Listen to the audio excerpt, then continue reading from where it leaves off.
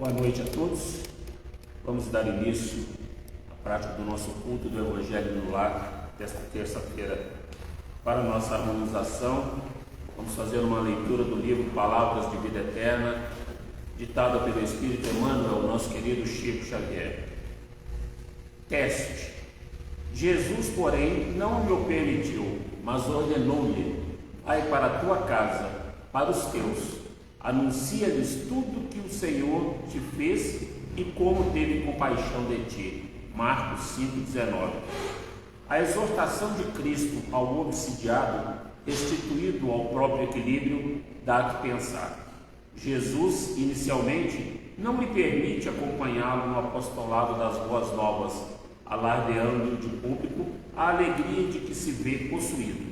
Ao invés de júbilos antecipados, recomenda-lhe o retorno ao ambiente caseiro para revelar aos familiares os benefícios de que se fizera depositário ante a providência divina.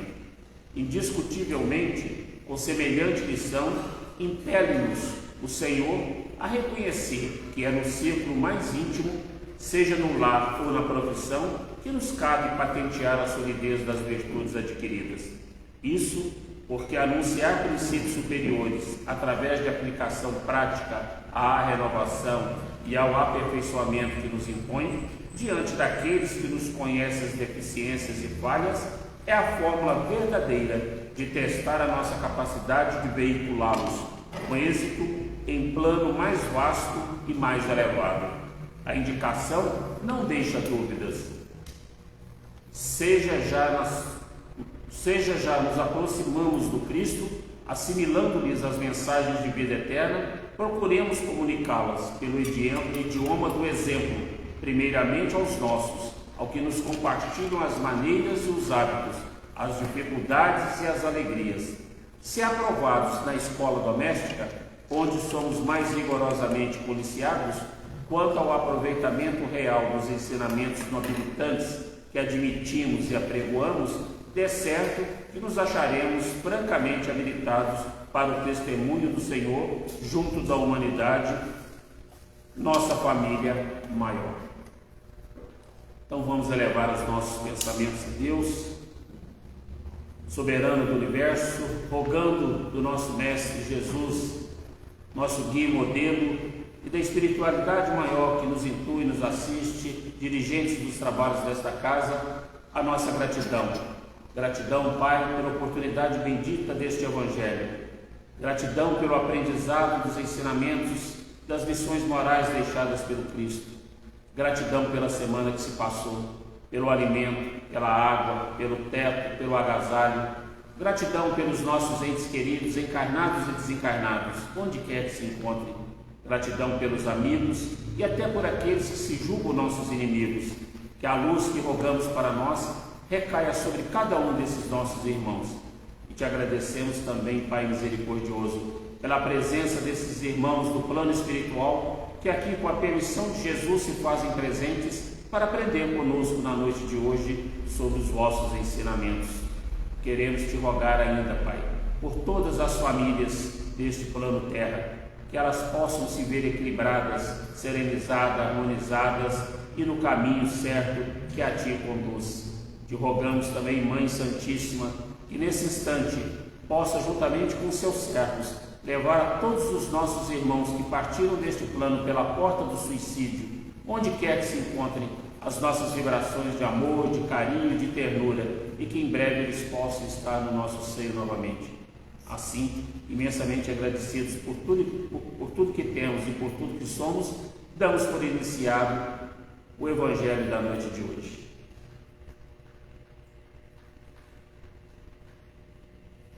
Para a nossa reflexão na noite de hoje, do Evangelho segundo o Espiritismo, capítulo 19, a fé que transporta montanhas.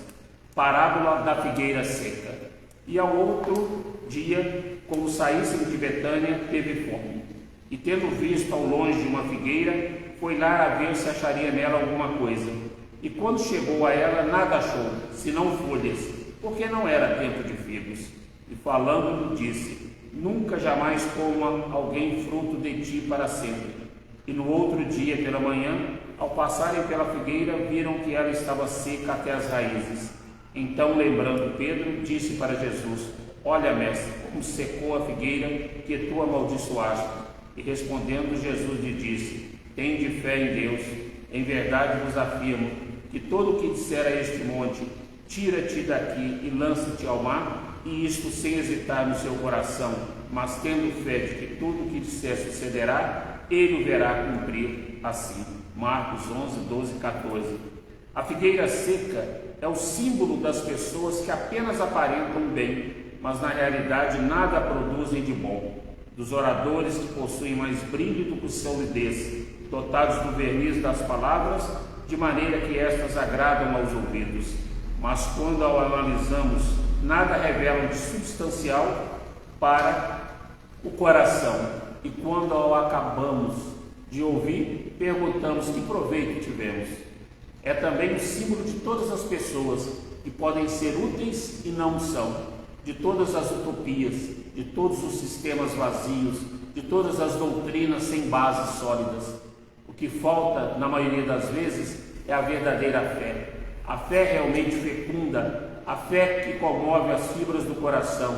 Em uma palavra, a fé que transporta montanhas. São árvores frondosas, mas sem frutos, e é por isso que Jesus as condena à esterilidade, pois dia virá em que ficarão secas até as raízes. Isso quer dizer que todos os sistemas, todas as doutrinas que não produziram nenhum bem para a humanidade serão reduzidas a nada, e que todos os homens voluntariamente inúteis que não se utilizaram dos recursos de que estavam dotados serão tratados como a figueira seca. Os médiuns são os intérpretes dos espíritos, suprem o organismo material que falta a estes para nos transmitirem as suas instruções. Eis porque são dotados de faculdades para esse fim. Nesses tempos de renovação social, desempenham uma missão especial. São como árvores que devem dispensar o alimento espiritual aos seus irmãos. Por isso, multiplicam-se de maneira a que o alimento seja abundante. Espalham-se por toda parte, em todos os países, em todas as classes sociais, entre os ricos e os pobres, os grandes e os pequenos, a fim de que, em parte alguma, haja deserdados, e para provar aos homens que todos são chamados. Mas se eles desviam de seu fim providencial, a faculdade preciosa que lhes foi concedida, se a colocam a serviço de coisas fúteis e prejudiciais ou dos interesses mundanos, se em vez de frutos salutares dão maus frutos, se recusam-se a torná-la proveitosa para os outros, se nem mesmo para si tiram os proveitos da melhoria própria, então assemelham-se à figueira estéril. Deus então lhes retirará um dom que se tornou inútil entre as suas mãos, a semente que não souberam semear, e os deixarão cair como presa dos maus espíritos. Então o Evangelho hoje nos conclama a analisar os dons que Deus nos concede e vem nos falar justamente a questão da mediunidade, a questão daqueles que se utilizam da palavra para pregar nos templos religiosos e que muitas das vezes não trazem senão o verniz dos lábios, mas nada de profundo no coração para realmente servir de exemplo para aqueles que deveriam segui-los. E Deus e Jesus, nessa parábola, através das instruções dos Espíritos, também vem nos dizer: se nós falharmos na nossa missão, como médiuns que temos aqui, no sentido de dar vazão às vozes dos Espíritos, unificando o mundo material e espiritual, fazendo deste dom, desta mediunidade, algo que não é útil à humanidade, de igual forma seremos tratados como a figueira seca e seremos destituídos de todos os dons que Deus possa ter nos concedido para a nossa melhoria neste plano.